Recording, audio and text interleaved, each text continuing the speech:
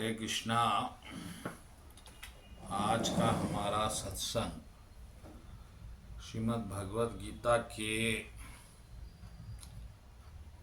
दूसरे अध्याय का 20वां श्लोक। भगवान कृष्ण कह रहे हैं कि आत्मा न किसी काल में जन्म है न मृत्यु है। वह कभी भी जन्मा है ना कभी जन्म लेता है न जन्म लेगा। वह अजन्मा नित्य शाश्वत और पुरातन है। शरीर के मारे जाने पर वह मारा नहीं चाहता। तो भक्तगण, इसी बात पर आज की इस चर्चा होगी, सत्संग। तो भगवान कह रहे हैं आत्मा के बारे में हम भी बहुत सुनते हैं, और यहाँ तक कि अगर कोई किसी की मृत्यु हो जाती है तो हम एक सांत्वना उनको देते हैं कि उनकी आत्मा को शांति दे। लेकिन सत्य तो यह है कि न आपने न मैंने न किसी ने जिन्होंने आज तक ज्ञान कहा है उन्होंने आत्मा को देखा,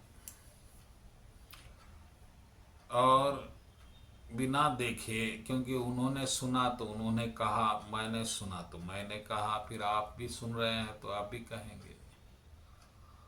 लेकिन ये आत्मा क्या है, इसके लिए एक बहुत बड़ा कन्फ्यूजन, एक संदेह हमारे मन में गहराई में विद्यमान है,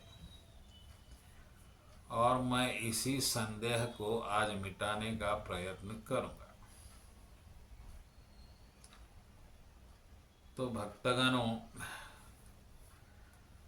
कृष्ण कह रहे हैं वो तो कभी ना जन्म लेता है न कभी जन्म लेगा, न कभी मृत्यु को प्राप्त होगा। वह सदा रहने वाला, अगोचर, अनंत, सर्वव्यापी है। तो भक्तगणों, ये बात हमारे जीवन से कहाँ तक मिलती है, पहले इसका विश्लेषण कर लीजिए। तो अब ये बात आ रही है कि आत्मा जन्म नहीं लेता, लेकिन हमारा तो जन्म हुआ है। मैं तो आपके सामने बैठा हुआ और आप भी सुन रहे हैं, तो फिर ये दोनों कौन है? अगर मैं जन्म नहीं लेता तो फिर ये शरीर कहाँ से आया, और शरीर हमें क्यों सौंपा गया? ये सब प्रश्न एक सभी के जो आध्यात्मिक पथ पर अग्रसर होना चाहते हैं उनके मन में विद्यमान है पहले से। तो उसका उत्तर ये है कि आत्मा जन्म नहीं लेता। इसको सत्य कैसे माने, और फिर ये जन्म हो रहा है वो कौन है? इसके लिए आपको थोड़ा अपने जीवन की एक व्यवस्था पर ध्यान देना होगा, जिसको कहते हैं स्वप्न व्यवस्था। क्योंकि आप रात्रि में स्वप्न देखते हैं, और उस स्वप्न में एक प्रपंच के निर्माण हो जाता है, और वो प्रपंच ना कभी था, ना कभी रहेगा, ना उस प्रपंच में जो आप है वो कभी उसमें जन्म लिए थे, ना वो कभी मरेगा। इसी तरह वो स्वप्न जो है उसको मन ने अपने बुद्धि के साथ रहकर निर्मित किया है। लेकिन इसी तरह आत्मा भी एक स्वप्न निर्मित करती है। इस पे ध्यान दीजिएगा मेरी बात पे। आत्मा जब अज्ञानवश होती है, मोहवश होती है, और अपनी अवस्था को भूल जाती है, तब वो आत्मा जब सोती है, यानी एक मोह की स्थिति में रहती है, तो वो आत्मा का जो स्वप्न होता है वो ये शरीर का स्वप्न बनता है। शरीर और मन के स्वप्न में थोड़ा अंतर है, यानी आत्मा और मन के स्वप्न। शरीर का जो स्वप्न होता है मन का, वो रात तक होता है, अब जग गए तो स्वप्न खत्म हो जाता है। इसी तरह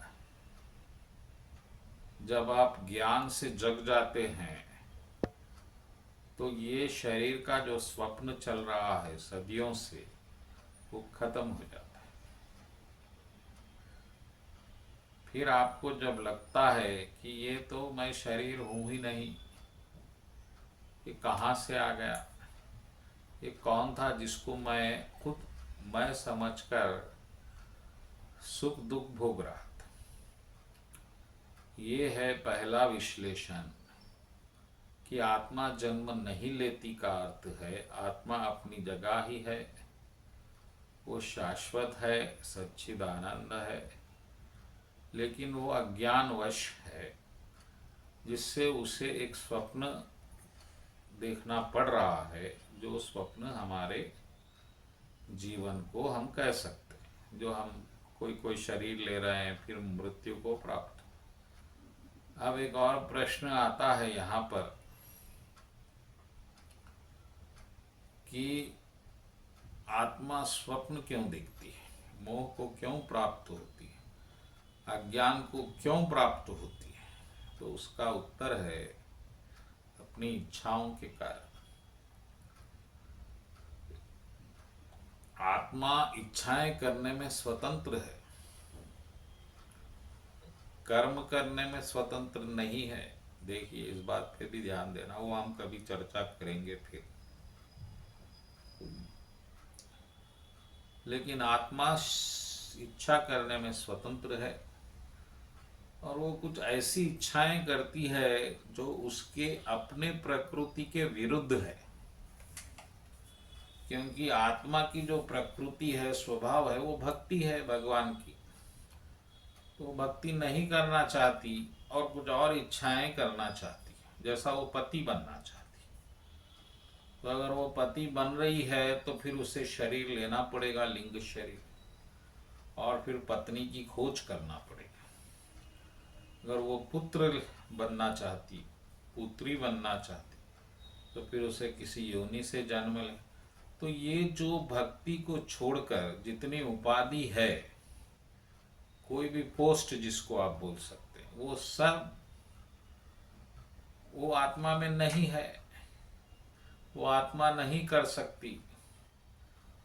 तो भगवान ने कृपावश आपकी उस इच्छा की पूर्ति के लिए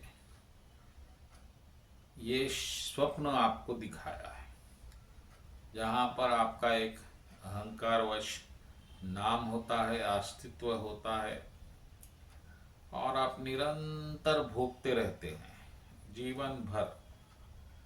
पहले पुत्र बनते हैं, पुत्री बनते हैं, फिर यौवन अवस्था में प्रेमी बनते हैं, फिर पति पत्नी बनते हैं, फिर पिता बनते हैं, माता बनते हैं, फिर मित्र बनते हैं, फिर देश के नागरिक देशभक्त बनते हैं, फिर ब्रह्मांड के नायक बनते हैं। ऐसा ही कुछ बनते बनते ये सब उपाधि आप स्वप्न में लेते हैं, क्योंकि आप भक्ति अपना सहज स्वरूप भक्ति नहीं करना चाहते।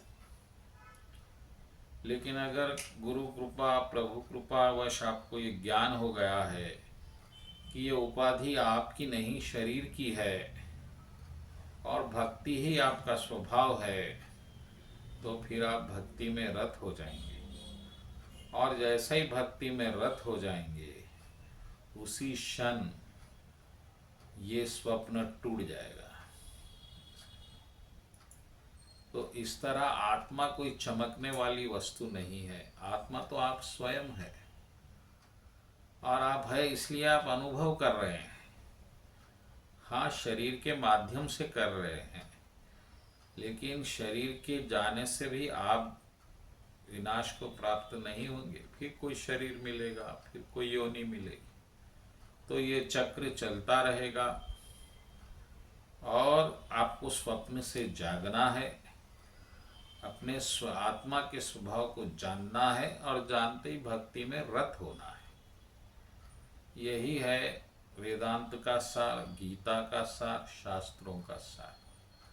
इसे गहराई से विचार करके अपने जीवन को बदलिए और जो मोहवश आप स्वप्न देख रहे हैं कई साल से, उसको तोड़िए। बोलो कृष्ण कन्हैया लाल जी की जय।